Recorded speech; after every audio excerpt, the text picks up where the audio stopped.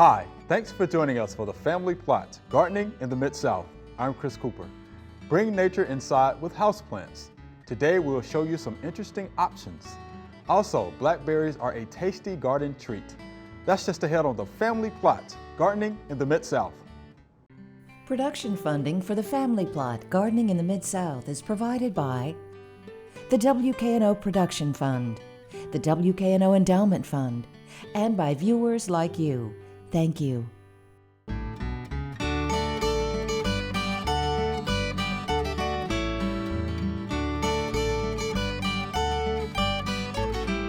Welcome to the Family Plot. I'm Chris Cooper.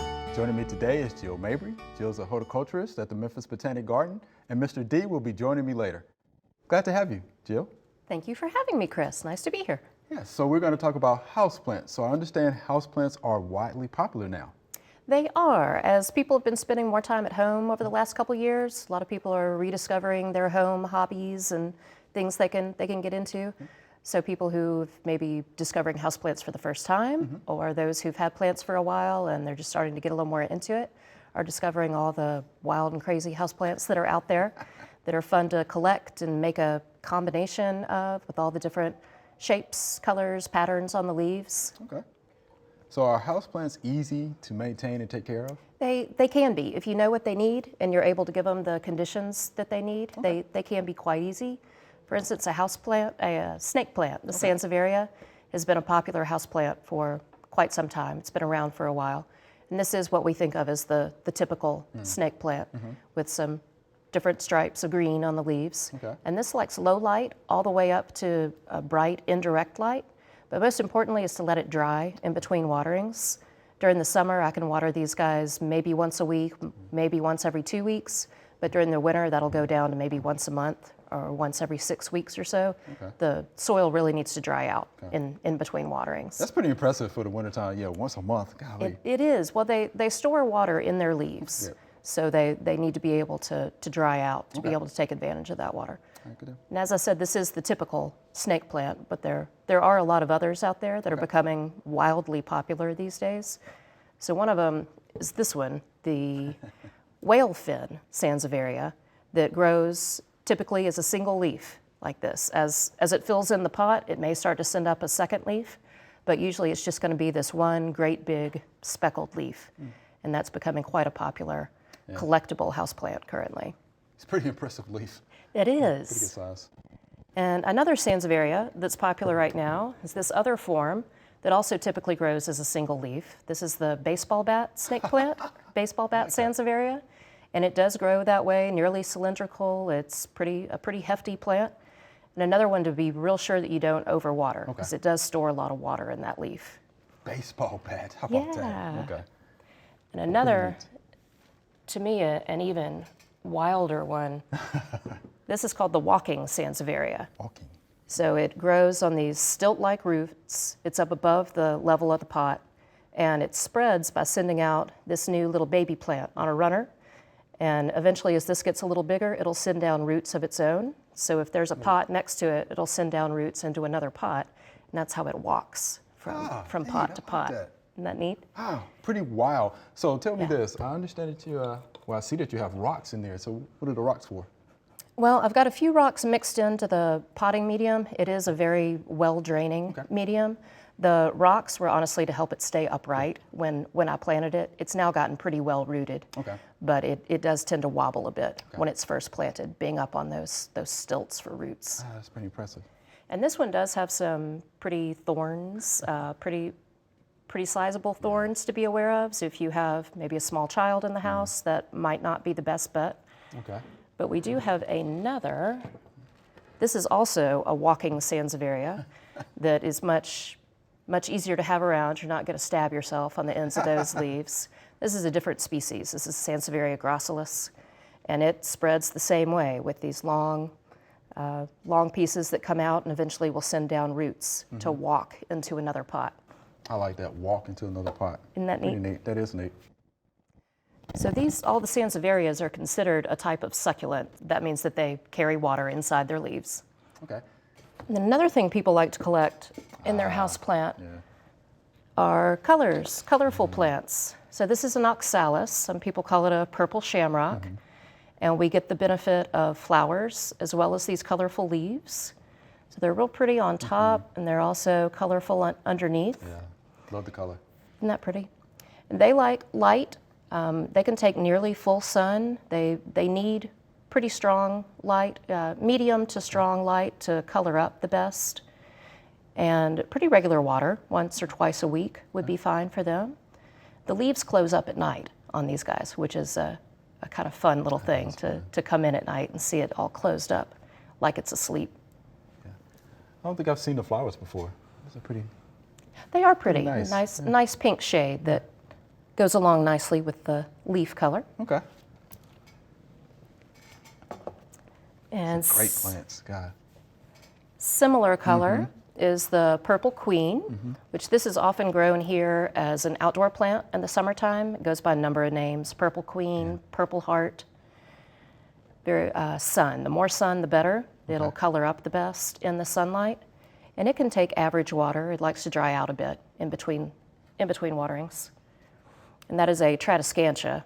And this is a similar one. It's also a Tradescantia called Pale Puma. And it's a little more green on the outside. It's purple. The leaves underneath are purple. And it's a little fuzzy on top. This one also, if it's in full sun, this has been indoors, so it's mostly green on top. But outside in full sun, it'll darken up to be as deep purple as this purple queen and still have that fuzzy sheen to it, which is neat. Either one of these will trail too. If it's in a hanging basket or a large pot, the stems will eventually grow and hang down out of the pot. Yeah, I usually see these a lot in hanging baskets. Great basket plant, great porch plant, Okay. hanging around outside of your porch. Okay. So another similar to these guys is this other Tradescantia here with the pink and the purple streaks on the leaves. The variety on that is called Nanook. And Nanook. It's also sometimes called Fantasy Venice. So very, very colorful names with some of these guys. And next to that, we have two different kinds of begonias. Begonias have really come back into style lately as people are getting into their plant collections because they have such colorful leaves, colorful and varied leaves. Okay. The one in the middle is the polka dot begonia. That's become extremely collectible lately. It likes a decent amount of water, pretty regular waterings, and bright light, bright indirect light. I wouldn't put it in full sun. You'd probably singe the leaves a bit. And then the one on the other side is called a looking glass begonia. Wow. It's got a real nice silvery sheen, does look almost like you're looking into a mirror. So aptly named. And that's another one that can take bright indirect light and a good amount of water. You don't want any of these to sit in water or the roots could rot, but regular water as long as the water drains on out of it. All right. Yeah, so it seems like the biggest takeaway is not to overwater many of your houseplants. Yes, with certain houseplants like a peace lily, it may enjoy sitting in water, but in most cases, your houseplants are really going to want to be able to dry out a little bit in between the watering, let their feet get dry before you water it again. Good deal. Thank you. It's great welcome. information. Great You're information.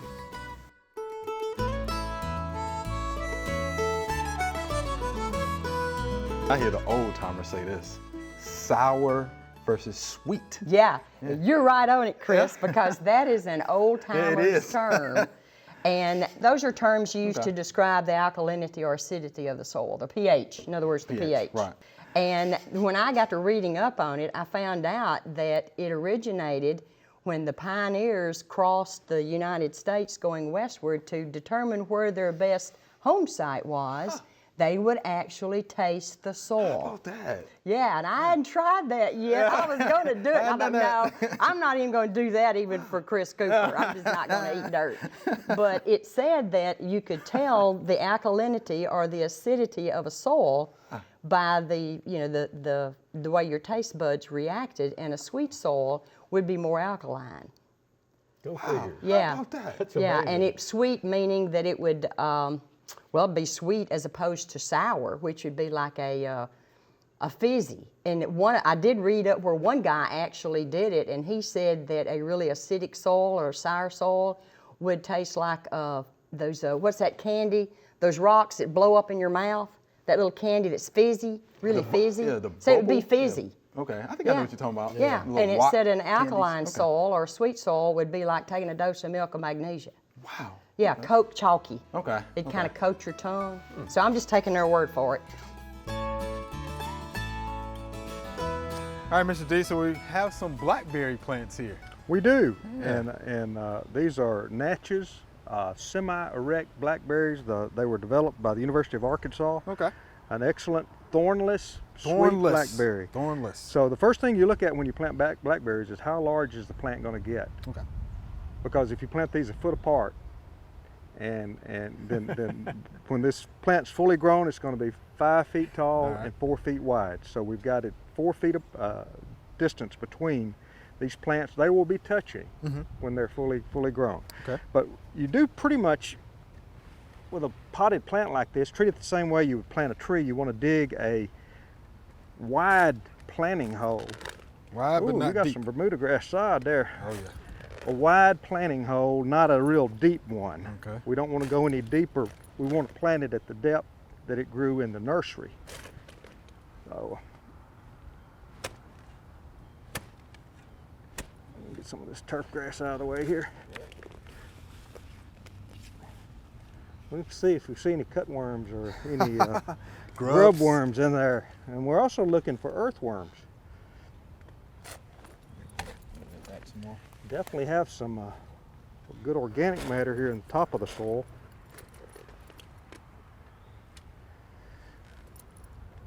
This is probably Memphis silt loam here. Really good soil. Good stuff. The reason you don't dig a really deep planting hole is when you water these in, or when the rain waters these in.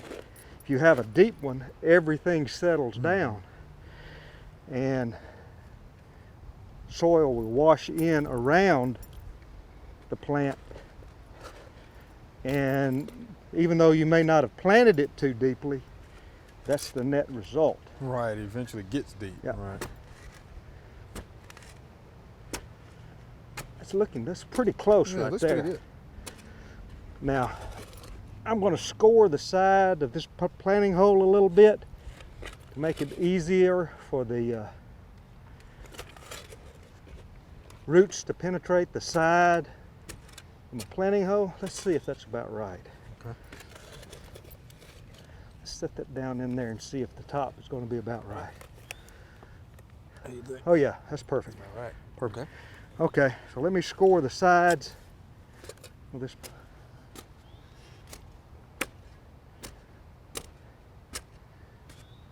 And again, you're doing that because you want the roots to. Roots to, more easily be able to penetrate that. Okay. And let's check this root, see if it's root bound. Yeah, because I'm going to get over this. don't tell her how long it's been in that pot. It's pretty good size. Aha. We do have some root, Oh, yes. a little bit root bound. So I'm going to take my pocket knife.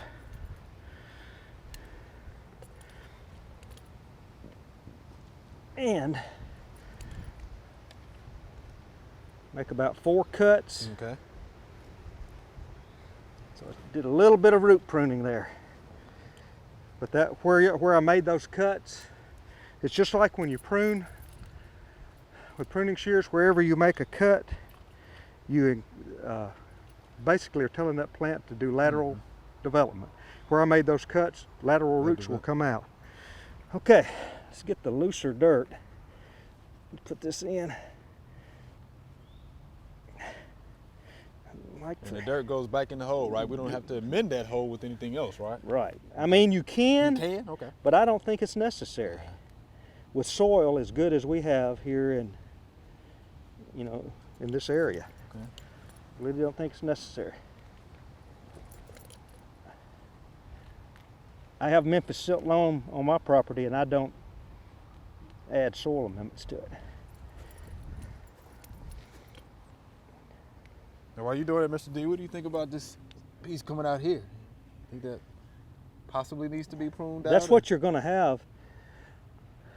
You're going to have, these plants are going to be coming up from the ground all around this. It'll create a hedge, and they will spread just like wild blackberries. Okay. They're not going to be one little plant here. Right, I got So, you. I mean, you can try to control it by taking those off if you want to, but in about 3 or 4 years, what you're going to have is a hedge here, and you're going to be trying to contain it, Okay. which you can do in a lawn situation like this.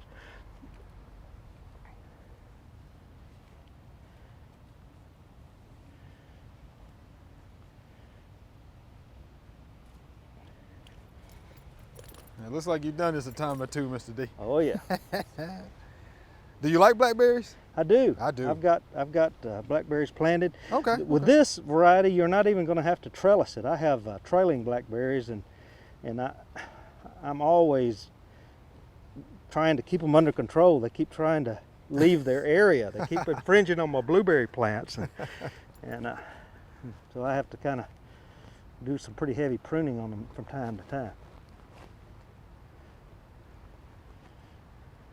Now, I think we're about to get a rain here. If I didn't think we were going to get a rain, I would want to water this in Okay. to let, get the air bubbles out, Right. make sure everything's settled down. You probably ought to do that anyway, because if you don't, it won't rain. That's usually the case, Even though you've got a forecast and radar says it's coming, but if you are depending on rain to water your plant in, it's just not going to happen.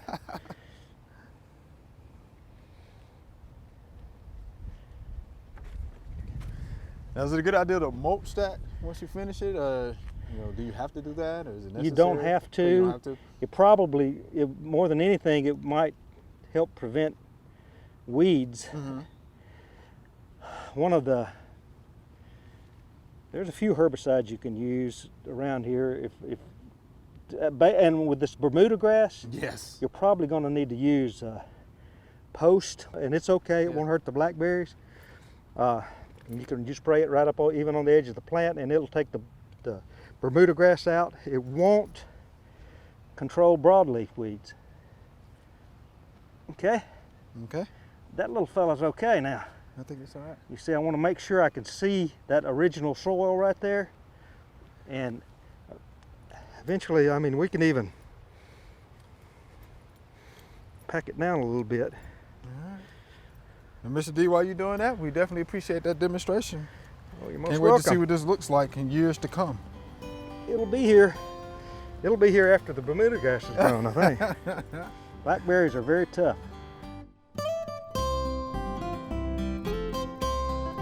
Hey, it's time to plant cauliflower in the family plot square foot gardening bed. When you're out and you have plant material like this, or you buying this plant material from the store, here's what you should do. I always like to inspect my plant material, right? I always check the roots, right? Slide those plants out of the pot, if you will. Look at those roots, right? Fibrous roots. This is what you're looking for, okay? All right. I see a little dead leaf right here, so I'm gonna peel that back, okay? Take that off, all right? Now, it calls for just one cauliflower plant per block. So this is what I'm gonna do. Kind of turn that soil over a little bit with the trowel here. All right, so here we go. Let's pull that soil back a little bit. I like to break apart the root ball just a little bit. Encourage those roots to really get out into the soil. Okay, that's good enough. All right, so here we go. Planting at the same depth that it came out of the pot. I think that's about right.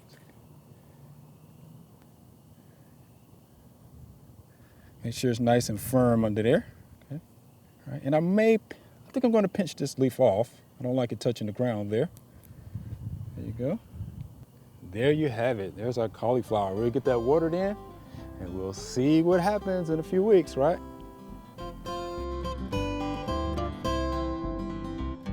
All right, Jill, here's our Q&A segment. You ready? I'm ready. These are great questions. Here's our first one. I have a situation with ladybugs. In the fall, hundreds of ladybugs come into my house. What plants can I plant to keep the ladybugs away? Thank you. And this is Mary Ann. So hundreds of ladybugs, Yes. but she wants to plant plants that can keep them away. Interesting. Yes. Well, what do you think? So I have heard of this being a problem lately. In the fall, Mhm. ladybugs can come in by the hundreds and invade someone's home and Mhm. gather all over the walls and the windows. And that is not our native ladybug. That is actually an invasive species called the Asian lady beetle Mhm. that was introduced to help control some plant pests. And now it has decided that in the fall it likes our homes as well. Yes. And I do not know of any plants specifically that you can plant to keep them out, but I believe the best way to keep them out of your home is to work on sealing any holes that they're coming in, any gaps around windows or doors, or gaps in your siding. Throughout the fall and winter, if they're already in your home, you can put out sticky traps, or the easiest way is probably just vacuum them up and then empty that canister into a sealed bag and throw them away. You could even put them into the freezer to make sure they're dead and gone, Mhm. and then put it into the trash and just keep after them with a vacuum cleaner to keep them out of your home.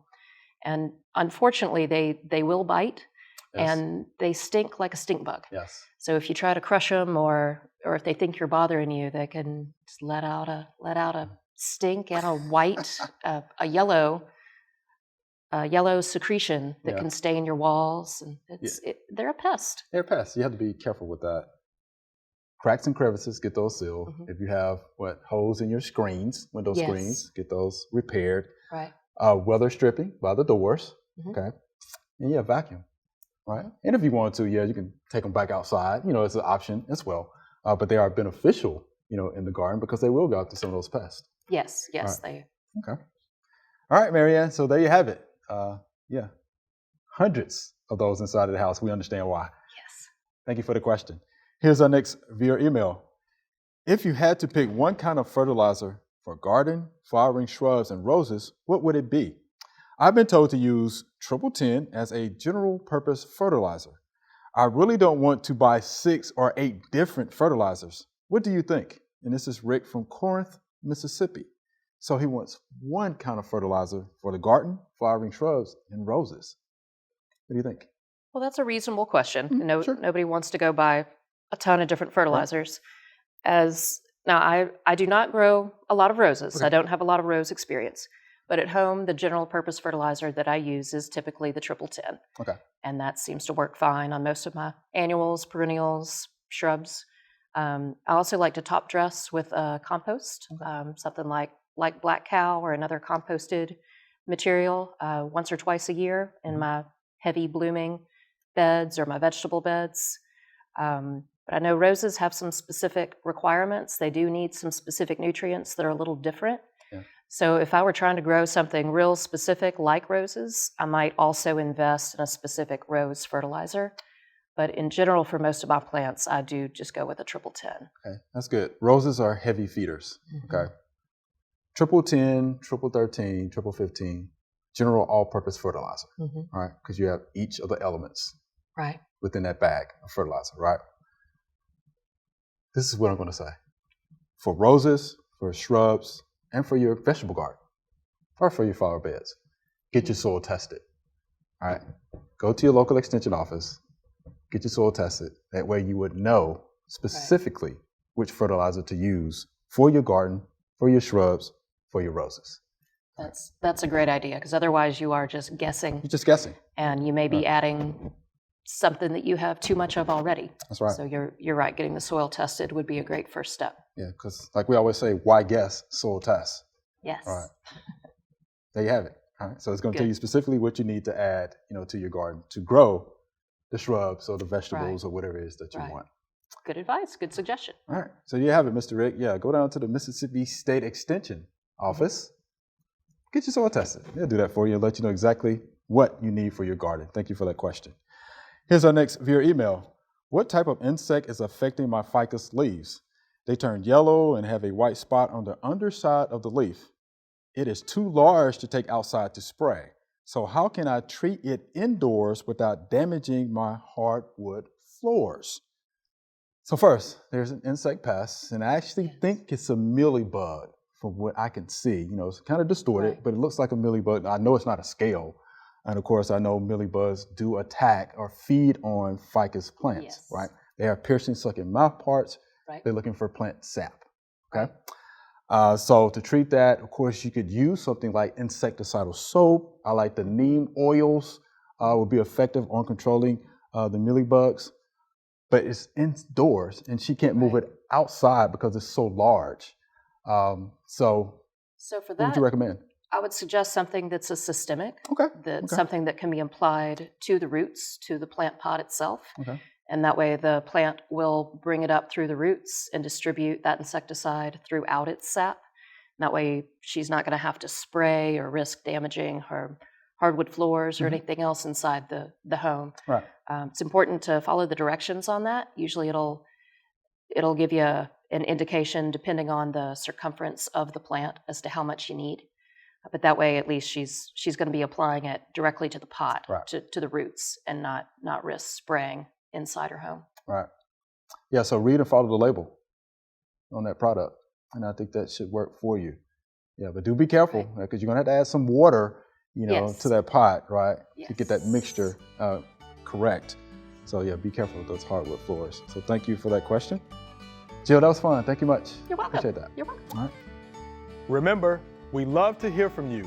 Send us an email or letter. The email address is familyplot@wkno.org, and the mailing address is Family Plot, 7151 Cherry Farms Road, Cordova, Tennessee 38016.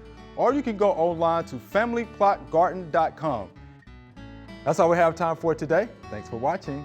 If you want more information on houseplants or blackberries, head on over to familyplotgarden.com. We also have lots of other information about all sorts of plants. Be sure to join us next week for the Family Plot, Gardening in the Mid-South. Be safe.